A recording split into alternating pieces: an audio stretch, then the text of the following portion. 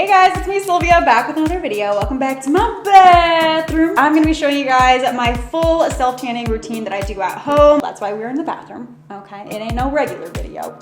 I mean, it's changed a lot since the last time I've done this, and I feel like it does really take some finessing to perfect your at-home self-tanning routine. I've been tanning for years. I used to do tanning beds a lot, but obviously that's not great for your skin. I ain't trying to get no skin cancer. So I had to kind of learn how to use self-tanning products, and it really does take trial and error not to get orange or streaky or splotchy. There's a lot to it, so you don't want to make the same mistakes I did, and that's why I'm here today to share with you basically my tips on how to achieve the most flawless, unclockable at-home self-tan. So I found Bondi Sands through Instagram. A lot of the girls I was following were using it, and I was just seeing it everywhere. So that's when I bought like a bunch of their products to really get my foot in the water and see what the hype was about. And then from there, like, I was locked in. I really love the products. They all work for me. So today's video is sponsored by Bondi Sands, and I'm excited to show you guys what they're all about and why they're so bomb. But before we get started, make sure you do click the little red button and subscribe to my channel. Okay, join the S Club today for bomb new videos. So I feel like with successfully self-tanning yourself, it should be broken down into 3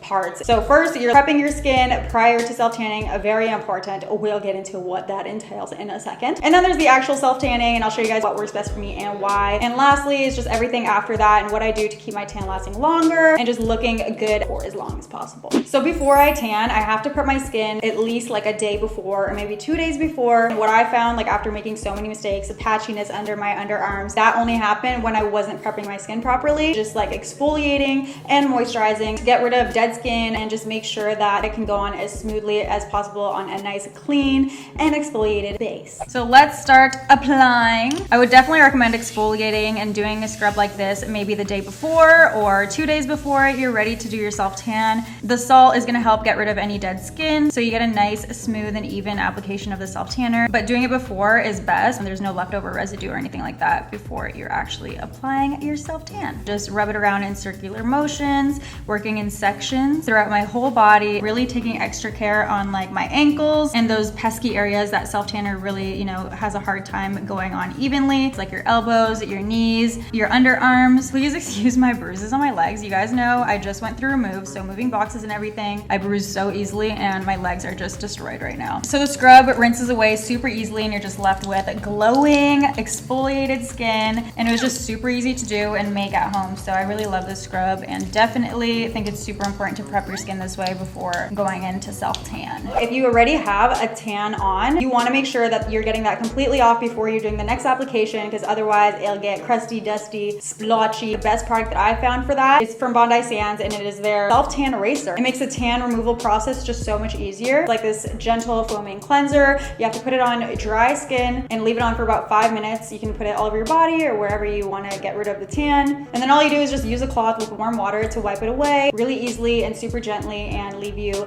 with your natural color to start fresh. So once I prep my skin, I know I'm good to apply and I'm going to get the most even, good looking tan that I possibly can. So I've been really loving and absolutely swear by the self-tanning foam 1 Hour Express from Bondi Sands. It's definitely my favorite one from them. But I have tried the Ultra Dark. I really like that one too, but this one, it's only 1 hour of your time, which is huge for me. It's just so convenient, so practical. I can literally apply it like right before I'm getting ready, do my makeup, and by the time I'm done doing my makeup and hair, it's ready to wash off and I am tan for the day. If you leave it on for 30 minutes to develop, then you're gonna get a light to medium tan, but then the longer you keep it, the darker you get. But I'll probably keep it on for about an hour and that'll give me a nice dark tan. You can keep it on even 2 to 3 hours and you'll go a little bit darker than that as well. I love that you can just kind of decide for yourself how dark you wanna go and leave it on accordingly. So it's a foam and I'll just apply it on my mitt and then work slowly in sections and just rub in circular motions and making sure I'm not missing any areas, making sure it's nice and well blended and really working it into my skin and taking my time with it. You can see right away the areas that you're hitting and where you're not hitting because it's a different color. So it's super easy that way. You're not missing areas and you can get a nice even application. I'm just applying all over my arm right now, just making sure that there's no streaks and it's all blending in as best as I could possibly do it. And then whatever's left over in your mitt, I usually save that for my hands and my elbows or my knees, the areas that self-tanner usually really clings to and gets a lot darker in those areas.